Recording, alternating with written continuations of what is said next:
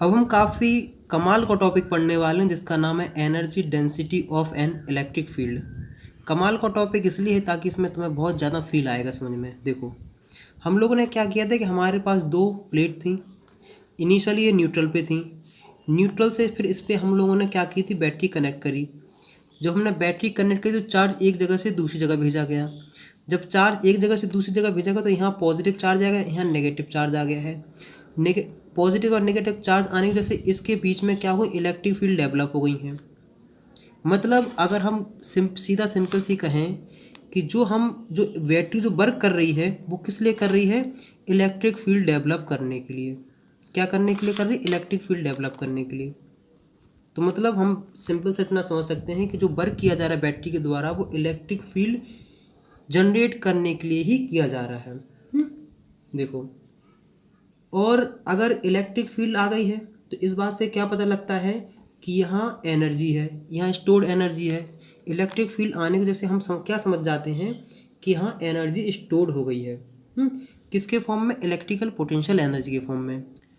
तो चलो हम लोग अब आप आगे बात करते हैं। हम निकालने वाले हैं energy density of an electric field. फिर भी जान लो कि इलेक्ट्रिक फील्ड आने से क्या हुआ है कि एनर्जी स्टोर्ड हो गई है। क्या हुई है, एनर्जी स्टोर्ड है। देखो, हम लोगों ने क्या जानना है कि अगर पैरेलल प्लेट कैपेसिटर हो तो कैपेसिटेंस की वैल्यू आती है C = A ε0/d। ये हम पिछली वाली वीडियो में पढ़ चुके हैं। मतलब अगर जो कंटिन्यूस देख रहा होगा उसे इतना समझ में आ गया होगा। A होता है प्लेट का एरिया, A होती है परमिटिविटी और D होता है इन दोनों के बीच का डिस्टेंस। तो अब और हम क्या जानते हैं, हम क्या जानते हैं कि इसके बीच में, दो प्लेट के बीच में इलेक्ट्रिक फील्ड की जो वैल्यू होती है वो आती रो σ/ε0। इसका भी हम लोग प्रूफ देख चुके हैं क्योंकि एक प्लेट की वजह से एनर्जी आती है 2ε0 और दो प्लेट की वजह से यहाँ जाएगी σ/ε0। कन्फर्म। तो हमारे पास एक क्या जाता है कि E = आ जाता है ε0। तो सरफेस चार्ज डेंसिटी इक्वल हो जाएगा ε0E। कन्फर्म। यहाँ तक तो मुझे लगता है तुम्हारे दिमाग में कोई भी दिक्कत नहीं आना चाहिए। क्या, कोई भी दिक्कत नहीं आना चाहिए। और जैसे अगर मान लो प्लेट है, ये मेटलिक प्लेट है, इसकी सरफेस चार्ज डेंसिटी है रो, मतलब सिग्मा है। इसकी अगर सरफेस चार्ज डेंसिटी क्या है, सिग्मा। तो अगर पता कोई लगाना चाहे कि इस पे कितना चार्ज होगा, देखो तो चार्ज की वैल्यू होती है, वो होती है ρ1। ये हम रिलेशन जानते हैं। देखो, चार्ज इस पे जो होगा, इसकी सरफेस चार्ज डेंसिटी और इस प्लेट का एरिया। जैसे हम मान लेते हैं इसका प्लेट है, इसका एरिया है 16 मीटर स्क्वायर और इसकी सरफेस चार्ज डेंसिटी वो हम मान लेते हैं कितनी, मान लेते हैं 2। तो इस पे पता कितने कूलम चार्ज होगा, इस पे होगा Q = 2 × 16, 32 कूलम चार्ज होगा। हम लोगों ने इतना जान लिया है। क्या जाना है कि charge on plate is equal to sigma × A। अभी यार हमने इसका एक फॉर्मूला जान लिया कि नहीं यहाँ से।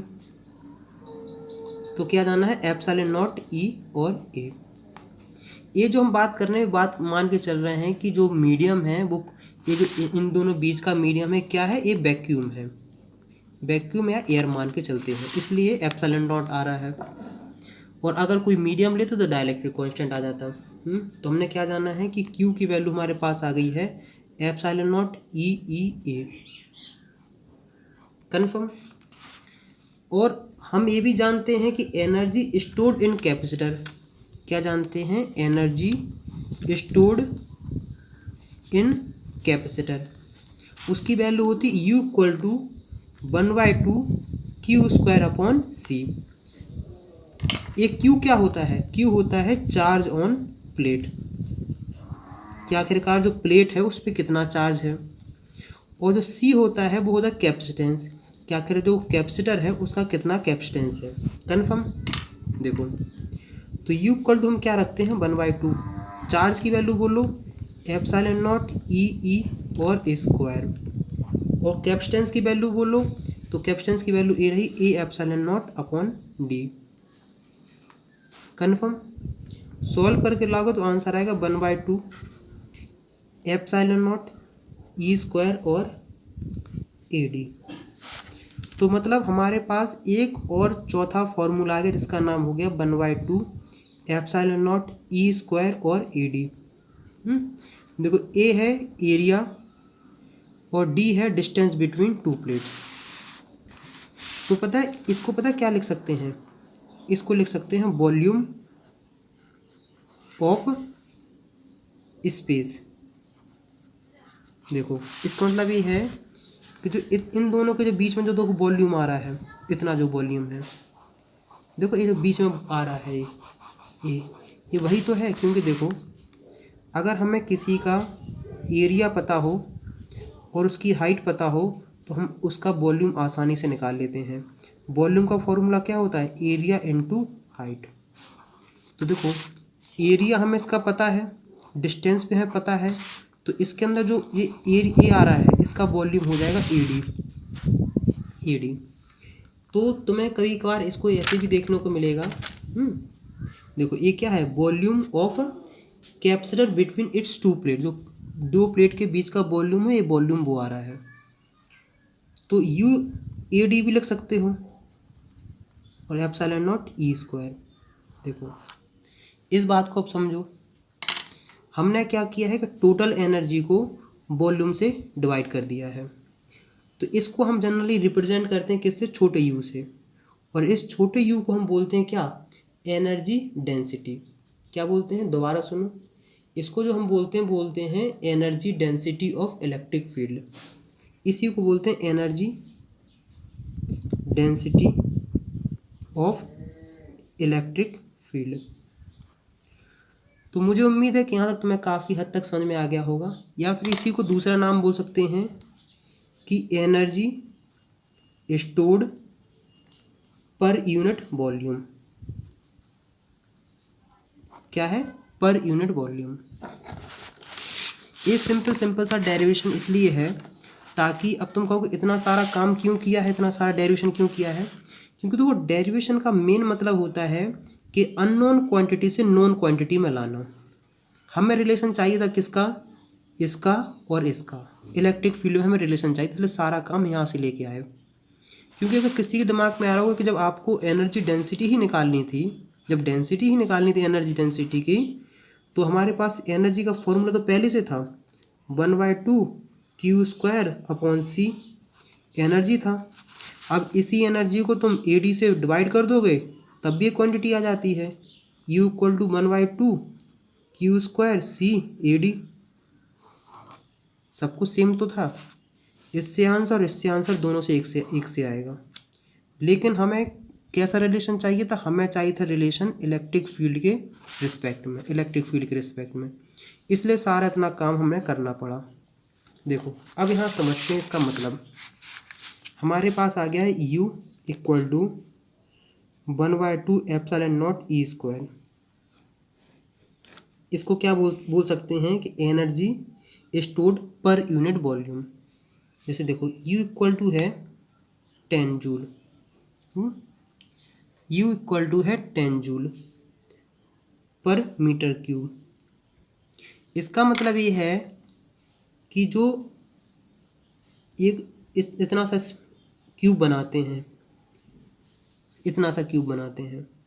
ये जो क्यूब है इसका वॉल्यूम है 1 मीटर क्यूब। तो इसमें पता है एनर्जी कितनी होगी, इसमें एनर्जी है 10 जूल।